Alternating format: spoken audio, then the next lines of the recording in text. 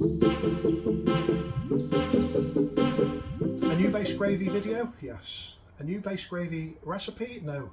Just the same old, simple, tried and tested base gravy that goes into most British Indian restaurant style curries. So it's really easy to cook, and it's so easy to cook that chefs don't even get involved with making the base gravy at Indian restaurants. My trusted pressure cooker there really speeds up cooking time and definitely saves on the gas.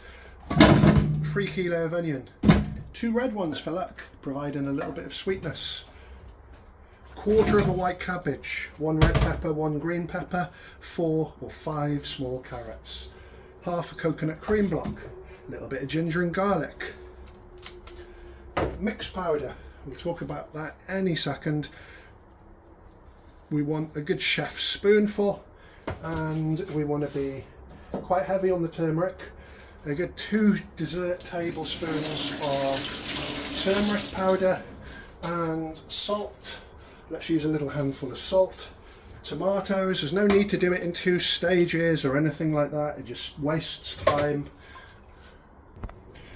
Next, just enough water to cover the ingredients. That's 2 litres, that's 4 litres.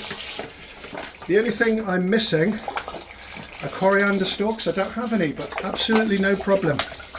The mixed powder, you can buy it over at Taste of India on eBay, does a fantastic job. Check out the reviews. This time I'm sort of making my own mixed powder. Garam masala, Chennai masala, which is Madras curry powder, and tikka. Equal quantities, so about 3 large tablespoons of each. Cup of oil. I'm not even going to stir the ingredients. Lid on.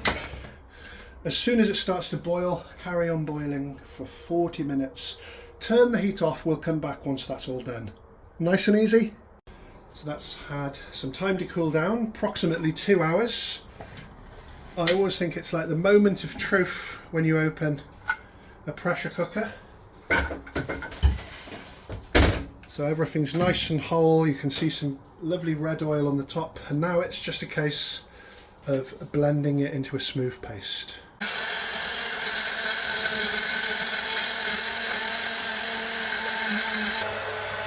That's all been really finely blended. Hope you enjoyed the video.